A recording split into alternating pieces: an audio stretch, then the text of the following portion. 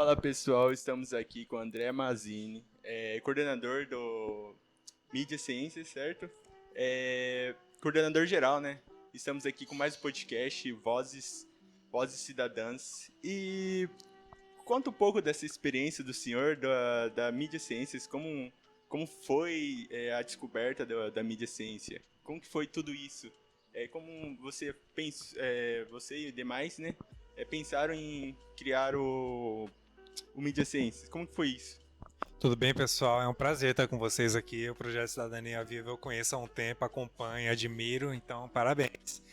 Então, o Mídia Ciência começou como Mídia Ciência, hoje tem um outro nome, chama MS Mais Ciência, mas é um projeto de popularização da ciência. A gente acabou de sair de uma pandemia aí e ficou claro, né, cara, o quanto que as pessoas entenderem um pouco mais de ciência, confiarem na ciência, o quanto que isso faz diferença na vida de todo mundo, inclusive na saúde delas. A gente já vinha percebendo isso há um tempo. Então esse projeto começou em 2014 e está até hoje aí já em versões diferentes, mas a gente faz diversas ações. A gente vai para a escola, faz teatro de divulgação científica, a gente tem alguns atores na nossa equipe, que a gente tem investido bastante nas intervenções cênicas, a gente faz podcast, videocast, conteúdo para redes sociais. É um projeto que já teve uma repercussão internacional também, a gente já apresentou ele em Buenos Aires e em Medellín, e nos dois lugares eles gostaram bastante do que viram. Então, assim, Mato Grosso do Sul tem sido muito pioneiro. No país inteiro não são muitos os projetos que nem o nosso, em que o Estado aposta não só na produção de ciência, tipo assim, investir para um pesquisador desenvolver um remédio ou uma tecnologia nova, mas também tem investido para divulgar a ciência, ou seja, para fazer as pessoas conhecerem um pouco mais sobre ciência. Hoje o projeto tem mais de 10 profissionais que atuam nele como bolsistas e a gente atua no estado inteiro desenvolvendo ações tipo essa. Assim. O senhor disse que o senhor trabalha em escolas, e qual a importância de incluir os jovens na área da ciência, da pesquisa, né? Qual que é a importância de inclusão ao jovem? É fundamental e é importante e tem sido um desafio também, muito grande, assim, porque eu ainda sou de uma geração que não nasceu com a internet, com o digital, então a gente está vivendo talvez não, certamente uma das maiores transformações sociais que a humanidade já assistiu. Tem um autor que chama Pierre Levy que ele fala que teve algumas transformações tecnológicas que mudaram tudo, a forma como o conhecimento se organiza. Por exemplo, a primeira delas é a invenção da escrita.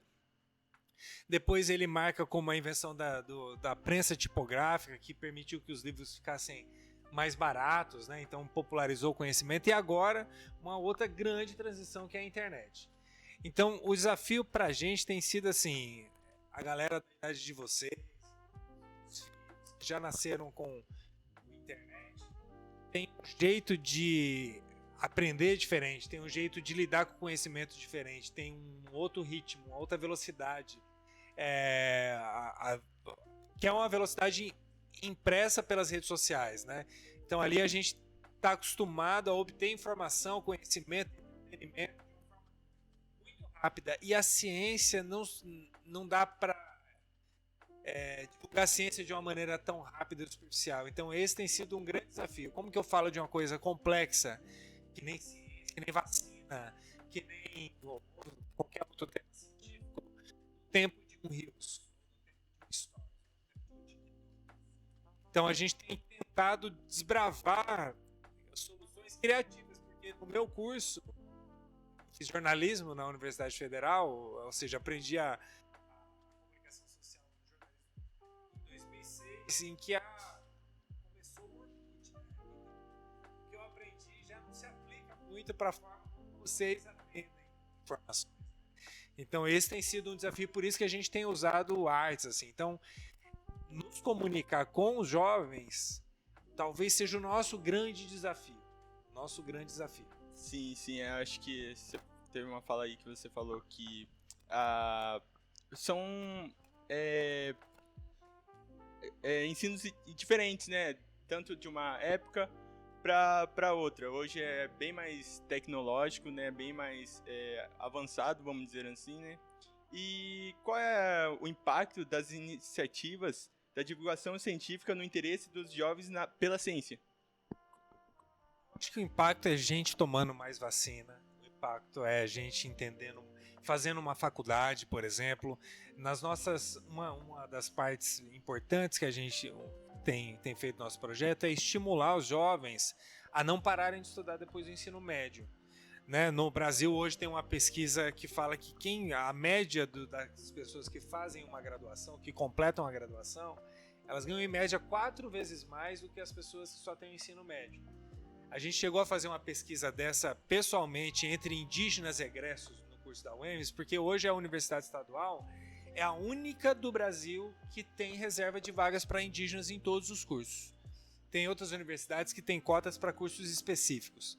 A FGD, por exemplo, tem a FAIND, que é uma faculdade indígena, daí você tem uma política afirmativa. A UEMS não, ela tem cotas em todos os cursos, medicina, direito, letras, pedagogia, em todos os cursos tem uma reserva de vagas.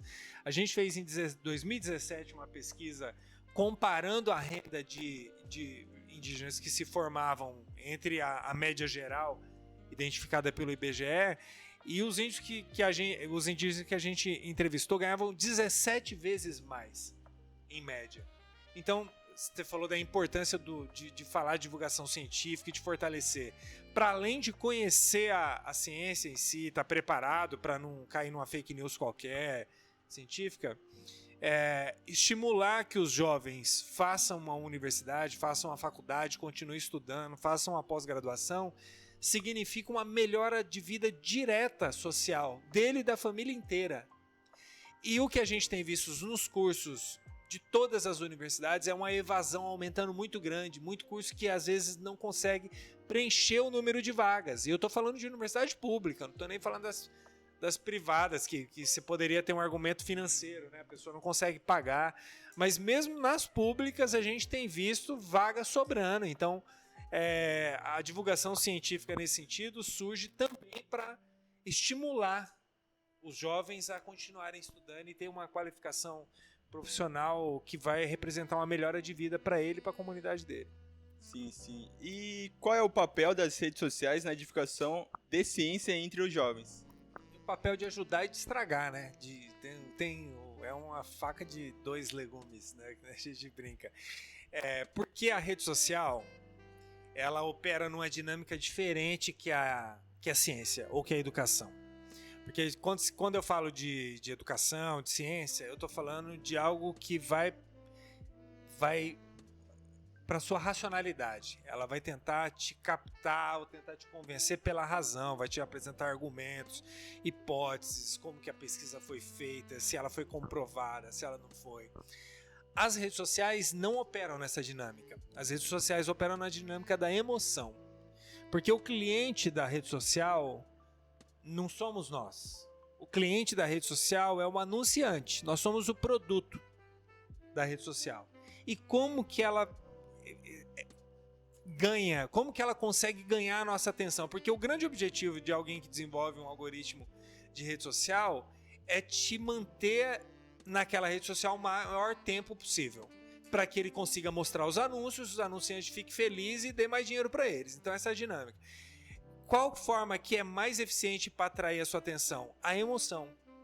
Você vai ficar mais na rede social se você achar bonitinho um vídeo, se você sentir nojo de um conteúdo, se você ficar com raiva de ver uma situação, de você ficar apaixonado vendo as influencers lindas. A emoção é muito mais eficiente para te deixar preso numa rede social ou te deixar capturado a sua atenção do que um conteúdo sobre como que são feitas as vacinas, para a gente ficar num tema que ainda está. Ou como que funciona a Omicron, como que funciona a nova cepa. Tudo isso é menos emocionante do que a foto da influencer de biquíni, o vídeo do gato fofinho. Então a rede social está no momento em que ela pode ser usada, obviamente, a gente usa. Eu sou um dos que tenho tentado usar a rede social para fazer um uso diferente dela, mas o algoritmo não favorece conteúdos que não sejam conteúdos emocionais. E a gente tem uma questão também importante, que é o tempo médio de atenção que a gente tem. A Microsoft encomendou uma pesquisa há um tempo atrás, tentando medir o nosso tempo de retenção de atenção. Só para vocês terem uma ideia, o peixinho dourado, sabe aquele peixinho de aquário clássico assim? Ele tem uma atenção média focada de 9 segundos. O do ser humano é menor do que esse. A gente tem um tempo médio de 8 segundos de atenção focada. E é por isso que os stories têm 15 segundos, pouco tempo. Porque a ideia é que se você não se convencer de que o conteúdo é importante, nos primeiros 8 segundos já era. Você passa para frente, você muda de página, você scrolla a sua timeline, você vai para frente. Então, isso volta numa pergunta anterior que você falou de desafio, porque como que eu vou falar de novo sobre ciência, ou sobre cidadania, ou sobre direitos, sobre deveres, sobre comunidade, sobre política? Como que eu vou fazer isso tendo em mente que eu tenho 8 segundos para captar a atenção do meu receptor?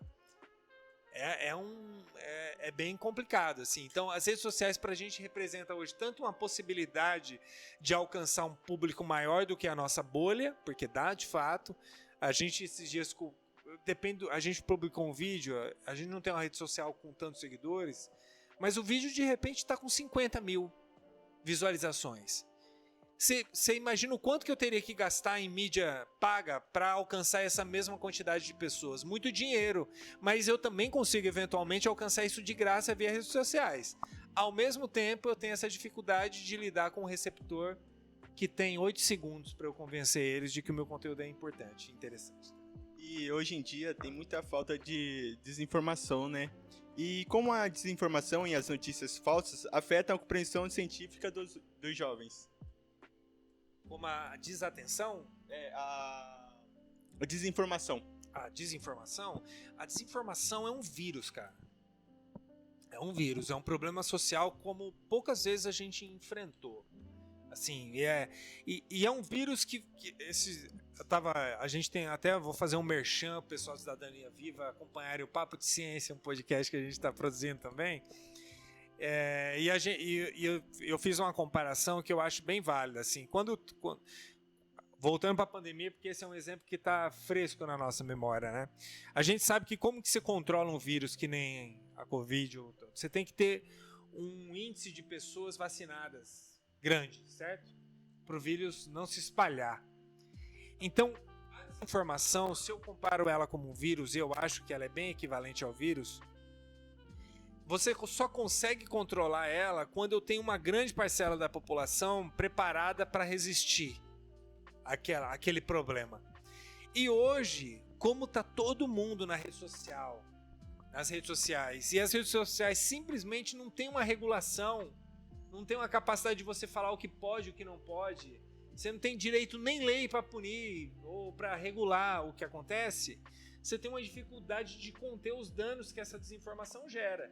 E a gente tem visto resultados muito objetivos dos danos disso. Por exemplo, uma ascendência no campo da política, por exemplo. Claramente, você tem uma possibilidade muito maior de ter líderes com discursos negacionistas ascendendo ao poder, né? Porque a rede social favorece que porque o discurso de alguém muito radical politicamente, você pode olhar no nosso contexto latino-americano, mas não só, Europa, Estados Unidos, Oriente Médio, os radicais normalmente performam melhor nesse ambiente que a gente está falando, porque ele lida com a desinformação mais emocionante.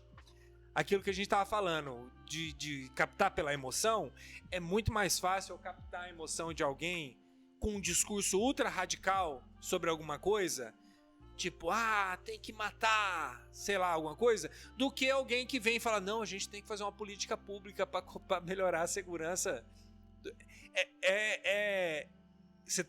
Voltando para sua pergunta, que dano que tem a desinformação? Ela tem um dano democrático, ela tem o dano de convencer as pessoas a não adotarem medidas de saúde eficientes, ela tem dano em quase todas as esferas da sociedade mesmo, assim. E para lidar com isso, a gente ainda não aprendeu como, o mundo ainda não tem uma resposta eficiente para como lidar com isso, com a desinformação. Porque para tudo que há legislação eficiente para regular, você precisa de um tempo para maturar. Você precisa de um tempo para desenvolver uma legislação contra a corrupção. Você precisa de um tempo para entender direito como funciona tal. E a desinformação opera em dinâmicas que mudam muito rápido. Então, todo dia o algoritmo está diferente. Cada mês o Instagram muda o algoritmo, passa a favorecer um tipo de conteúdo diferente. Então, como que eu regulo algo que muda tão rapidamente, né? Esse é o desafio da nossa geração, da geração de vocês, especialmente, assim. Eu acho que a minha geração não está conseguindo dar conta de responder e dar respostas para isso, mas a gente tem tido uma esperança de movimentos como esse, Cidadania Viva, consiga formar uma nova geração que já nasceu com a internet, que já nasceu com o digital e que consiga dar respostas eficientes para conter os danos desse vírus de desinformação que a gente tem tido. Só para dar mais um exemplo de como que é um vírus mesmo, o MIT chegou a fazer um estudo sobre fake news, pegando notícias compartilhadas no Twitter e as notícias que já tinham passado por aqueles fact-checkers, sabe? Aqueles checadores de veracidade, mito ou fato, essas coisas assim. E eles perceberam que as fake news, elas se espalham absolutamente mais rápido do que uma notícia verdadeira, em todos os casos. Todos os casos. E não é culpa de robô, não. É culpa de usuário mesmo, assim. Esses usuários que compartilham sem checar a fonte, sabe? Então, a gente tem que encontrar respostas que ainda não temos sobre como lidar com isso. Falar um pouco do MS Mais Ciência, certo? Ou mídia ciência. Você citou os teatros, né? Como é levar os teatros, os games, né? As mídias sociais para os jovens nas escolas? Como que é isso? É totalmente, vamos dizer, de mundos diferentes, né? Da internet, da arte, como que é isso, levar para os jovens esses games, essas artes, teatros? A gente sempre apostou muito na arte, porque a retenção de atenção, né? Quando a gente fala de rede social, a gente tem uma retenção de atenção pequena. É muito difícil eu falar, por exemplo, meu filho ler um livro ou conseguir se reter numa reportagem de jornal. Mas quando tem arte, quando tem ludicidade, quando tem brincadeira, quando tem jogo, quando tem estímulo à percepção artística, a gente percebe que a retenção de atenção é maior. Por isso que a gente tem escolhido esse instrumento para chegar até o jovem. Porque quando eu vou lá na escola, coloco todo mundo e apresento um game show, eles dão risada, eles se divertem, eles ouvem, se movimentam, não é aquela postura estática da aula, né? Então, quando a gente vai com intervenções artísticas nas escolas, a gente percebe que os alunos retêm melhor a informação que a gente está passando. Então, para a gente, a arte surge como um método quase. Não um método engessado e frio, mas como uma estratégia de captar os jovens que são nativos digitais pela atenção deles. Então, a gente tem um ator que trabalha com a gente, o Bruno Moser, que inclusive participou da novela Pantanal, um cara super capacitado. Então, a gente tem apostado muito, mesmo quando a gente produz conteúdo para rede social, a gente está mais propenso a dialogar com a arte do que com o jornalismo tradicional que eu aprendi na minha faculdade. Porque a gente já ficou claro para a gente que a arte é mais eficiente para captar a atenção, especialmente dos públicos mais jovens com quem a gente se comunica. Que legal, né? A gente também trabalha com a arte, com a música. Essa diversidade, né? Diversidade de campos diferentes, de áreas diferentes, né? Então a gente tem levado essa educação de formas diferentes para que o jovem possa entender, né? E enquanto aos bolsistas, como funciona o MS Mais Ciências com bolsistas? Como que funciona essa bolsa? Como que eles têm que fazer para ganhar? Se alguém tiver interesse também. O MS Mais Ciência é uma produção conjunta entre a Universidade Estadual de Mato Grosso do Sul, a UEMS, e a Fundect, que é a nossa Fundação de Apoio à Pesquisa. Como todo projeto de pesquisa, ela funciona com profissionais daquela área. Hoje é feito por seleção seleção direta do coordenador. Então eu tenho uma equipe de profissionais que a gente selecionou a dedo mesmo, assim, buscando o perfil do que a gente precisava para comunicar, e a gente tem uma interação também na universidade. Então, eventualmente, a gente abre vagas de iniciação científica. Isso sempre quem quiser acompanhar pode acompanhar pelo nosso site, que é o mediaciencia.com, e também no site da Universidade da Fundect, que a gente também publica todas as oportunidades por lá. Hoje no estado também tem pela Fundação de Pesquisa Fundect, um projeto que eu acho dos projetos mais legais em nível de país em relação a estímulo de jovens na ciência, que é o PICTEC, que é um programa de iniciação científica voltado para alunos do ensino médio. Então acabou de ser selecionado agora, eles receberam a primeira bolsa agora, 200 projetos, em que um coordenador da escola ganha uma bolsa de R$800 e ele pode orientar até 4 alunos, cada um recebendo uma bolsa de R$400 cada um, período de 1 ano. Já está na segunda edição esse projeto, tem todos os anos, e esse sim é uma coisa que tem feito escola para o Brasil, assim, de outros estados usarem como referência, porque a pessoa já começa desde o ensino médio, desde ali dos seus 14, 15, 16 anos, a ter um contato em como que eu faço um projeto de pesquisa, como que eu faço uma pesquisa, como que eu desenvolvo um projeto. E a gente tem gostado muito de dialogar com o PICTEC, e ele tem tido um sucesso gigantesco, cara. E o Papo Ciência, como funciona lá? São divulgados às quinta-feiras, né? Todas as 21 horas, né? Como funciona lá o podcast lá? A gente fez um MesaCast, né? Tem vários nomes, mas é um programa de entrevistas, né? A gente continuava caminhando para essa discussão. Como que eu consigo falar de ciência de um jeito menos chato, de um jeito menos engessado, de um jeito mais leve? A gente percebeu que um dos passos para isso é humanizar a figura do cientista. Porque às vezes o cientista pode ser encarado como um cara que está lá no laboratório, super inteligente, que eu não consigo acessar, com o jalequinho. E não, cara, o cientista é o povo mais legal que tem. O povo gente boa demais, assim. Então, trocar uma ideia com essa galera é muito legal. Então a gente queria trazê-los para um ambiente menos acadêmico, menos formal. Então, quando a gente leva lá, o cientista não vai falar só sobre pesquisa, ele vai falar sobre que série que ele está vendo, ele vai falar sobre histórias engraçadas da vida dele, ou interessante. A gente vai fazer um joguinho. Por exemplo, a gente levou o biólogo que trabalha, o Heriberto de Mendes, trabalha no Bioparque Pantanal, e a gente falou assim, ó, Ultimate Fish Fighting, tipo, entre um lambari e um saicanga, quem que ganharia? Então, a gente tenta fazer brincadeiras, assim, ou a gente tenta dialogar com essa dinâmica de uma comunicação mais emocional, mais divertida, para os cientistas parecerem mais próximos do nosso público.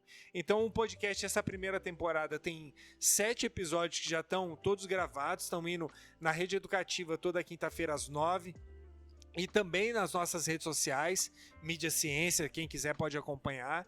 É um projeto que a gente pretende fazer outras temporadas, inclusive. A gente já está planejando as próximas entrevistas. Eu sou o Guilherme, né? Eu curso História. Eu queria perguntar para você que muitas vezes a gente, das ciências humanas, muitas pessoas não veem a nossa produção como ciência, né? Porque a gente vem daquela escola que a feira de ciências tem que ser só biologia, matemática, química e física, né? Eu queria perguntar para você como que você vê essa questão do mídia ciência, que ele pode ajudar essa popularização de ver as ciências humanas também como produção científica. Sim. Essa é uma questão difícil mesmo de resolver, porque a ciência clássica, né, a ciência dura, como a gente costumou aprender, especialmente desde a Revolução Industrial, assim, é uma ciência que envolve uma manipulação de fenômenos com algum grau de controle. Por exemplo, eu esquento a água e quando ela chega em tal temperatura eu consigo medir, criar indicadores, né? Uhum. Isso algumas áreas conseguem fazer muito bem, mas as humanas têm muita dificuldade de fazer isso, especialmente a minha área que é de comunicação, porque o objeto, ele muda muito. Uhum. Então é muito difícil eu pegar esse objeto e manipular e criar conclusões científicas para o objeto comunicação, porque ele muda o tempo todo. Então, por um lado, de fato é difícil você encarar as humanas, especialmente as sociais aplicadas como a comunicação, como ciência nessa leitura da ciência como manipulação do fenômeno, controle, mensuração de resultado, hipótese. Mas eu já apresentei essa discussão para um amigo, o Vitor, que trabalha no curso de História da UFMS, e outros pesquisadores também, que, na verdade, toda ciência é humana. É difícil você falar qual ciência que não é humana, porque as ciências, mesmo as mais duras, elas nasceram das humanidades. Sim. Elas nasceram de uma reflexão filosófica, né, pragmática ou não, mas você não tem, é impossível você pensar, é até perigoso você pensar qualquer ciência que não tenha um background humano. Sim. Então, eu acho que talvez uma pergunta mais complicada de resolver não é se as humanas são ciências, mas se as outras que são ditas ciências são humanas o suficiente para entenderem o papel social delas, para entenderem a função que elas têm. Sim. E não atuarem como se elas fossem numa torre de marfim isolada da sociedade. Sim. Né? Então a gente talvez tenha uma discussão difícil antes de perguntar o que é humana, se as humanas são ciências ou não. A gente ainda não tem muito claro uma definição do que é ciência. Porque tem diferentes percepções e leituras sobre ciência. Eu acho que as humanas são ciências e eu acho que todas as outras ciências deveriam ser humanas também. Com certeza. A gente parte daquela coisa de tentar hierarquizar, né, o conhecimento, separar em várias caixas e, na verdade, a gente tem que mais que unir, né, e ver como um todo. E eu acho também muito importante a questão das feiras, né? A gente teve o Integra, o FMS, a FETEC, que também participaram projetos da área das humanas, né? Então isso é muito importante também, a gente ter nessas feiras, ter pesquisa e mostrar que a gente da área das humanas faz pesquisa e a pesquisa é séria, né? Não é bagunça. Eu acho que também, essa é uma preocupação mesmo. Não tanto se faz pesquisa, se faz ciência, mas qual que é a qualidade dessa pesquisa que tem sido feita, né? Qual que é a qualidade de como os nossos humanistas, né, as pessoas que estão na área de humanas, têm desenvolvido. Até quem tem levantado muito essa discussão em Mato Grosso do Sul, o pessoal da filosofia, por exemplo. Esse ano vai ter o Dia Mundial da Filosofia, que acho que agora em novembro, se eu não me engano, e dentre as discussões que têm sido levantadas, tem muitos levantado isso, tipo assim, e aí, qual que é o papel das ciências humanas, né? Qual que é a relevância dela para as questões de hoje, para as fake news, para o desenvolvimento de novas doenças, mas assim, qual que é o papel das discussões filosóficas, né? Eu acho que você tem razão na sua provocação e é algo que a gente tem que desenvolver mais mesmo. Sim. E como que os jovens podem contribuir a partir das mídias sociais para essa conscientização, para essa falta de informação, para que não possa ocorrer, né, mais essa falta de desinformação? Vai deixar de ocorrer? Não vai. Né? Isso não vai, é um fenômeno humano. O primeiro jornal que tem registro é um jornal que foi identificado na Idade Média, no Império Romano, chamava Acta Diurna. Desde as Actas Diurnas você já tem fake news. Você já tinha umas que tipo, fulano encontrou um dragão lá, não sei o que lá. Miguel. Então não vai deixar de existir. Eu acho que o que a gente precisa fazer, e esse é o desafio que está posto, é como educar os jovens para lidar nesse novo ambiente. Porque na rede social e na internet, de uma maneira geral, a gente faz tudo. A gente trabalha, a gente namora, a gente estuda, a gente compra, a gente vende, a gente se diverte, a gente faz tudo lá. Então, essa geração, especialmente o meu filho, as pessoas vocês também, que nasceram já digital, nasceram num contexto em que a gente ainda não está sendo educado para como que eu vou conviver nesse novo contexto. Então, daí nasce uma primeira necessidade, educar para as redes sociais. E a mais curto prazo, uma coisa que a gente precisa estimular muito, que é uma dificuldade, é assim, conferir as fontes. Isso pra gente é um X da questão, assim.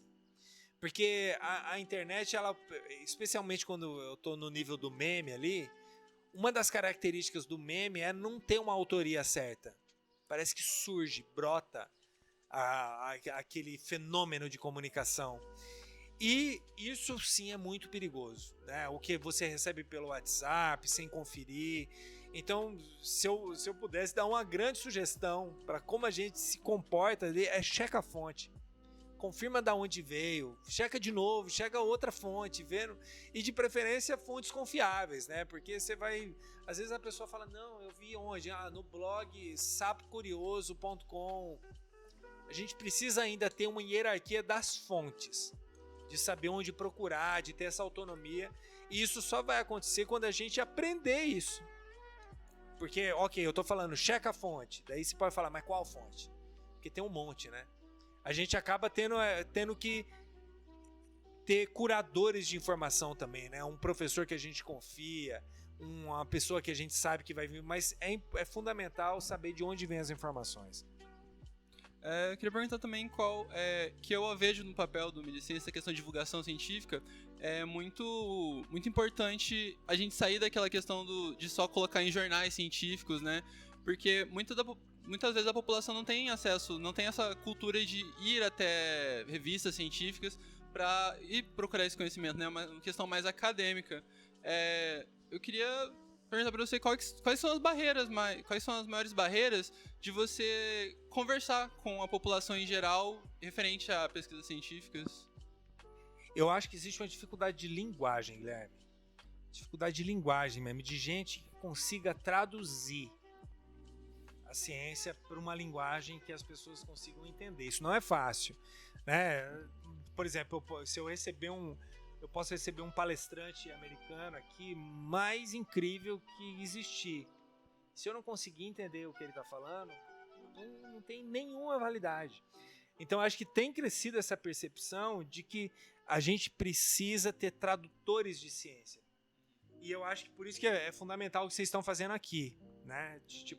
Não só ciência, mas a gente precisa de gente para traduzir cidadania também. Uhum. A gente precisa de gente para traduzir direitos sociais, a gente precisa de gente para traduzir o que é cultura e qual que é o papel social da cultura, que não é só um show de talentos no bairro, né? Sim. Então, talvez esse seja um desafio que está posto, assim. Uhum. Como que a gente traduz esse conhecimento para combater a desinformação ou para promover direitos, para promover a cidadania, como vocês têm atuado, né? Sim. E também, quando você fala isso, é uma questão... Antigamente eu ouvia muito falar que eram as pessoas que não estavam interessadas em ciências, essa questão da formalidade, que a gente vê que não é real, porque às vezes quando sai um filme no cinema, tipo Doutor Estranho, as pessoas querem saber essa questão de universos paralelos, essas coisas que a física trata muito, né? Então não é uma questão de desinteresse da população. É exatamente essa questão de você falou como a gente vai comunicar para eles, né? Cara, pelo contrário, vou dar um indicador aqui oficial do Ministério da Ciência e Tecnologia. O Ministério faz uma pesquisa de percepção pública sobre ciência desde a década de 80, mais ou menos a cada 10 anos eles fazem isso. E uma das perguntas que eles aferem nessa pesquisa é os temas que as pessoas têm interesse. Esporte, ciência, saúde. A ciência está em terceiro lugar, à frente de esportes e arte e cultura, na percepção do brasileiro. Então, quando eu pergunto assim, você tem interesse por ciência? A pessoa fala, sou muito interessado, pouco interessado, desinteressado. O interesse, então, manifestado pela população brasileira em ciência, hoje, é maior do que em esportes e arte e cultura. Então, tem muito interesse. Tem muito interesse. Mas essas mesmas pessoas, quando perguntam para ela, falar assim, cita o nome de um cientista brasileiro. Vocês falaram, cita aí o nome de um cientista brasileiro. É difícil, cara. 10% só das pessoas sabiam falar o nome de um cientista brasileiro. Então, ao mesmo tempo em que as pessoas se interessam e gostam, as pessoas não conhecem. Então, volta o desafio que está posto aqui para o Cidadania Viva. Como que a gente vai traduzir isso? Como que a gente vai transformar esse interesse em conhecimento efetivo? Isso tá na mão de vocês. Bom dia, tudo bom? É um prazer você estar aqui, tem ajudado a gente nessa é uma luta, né, André? E a gente, assim, tá muito feliz, é um prazer a gente estar recebendo você aqui. Seu filho? Ai, que graça! Como que é o nome dele? Daniel, e a gente recebeu uma pergunta até, né, Gui? Não sei se você viu.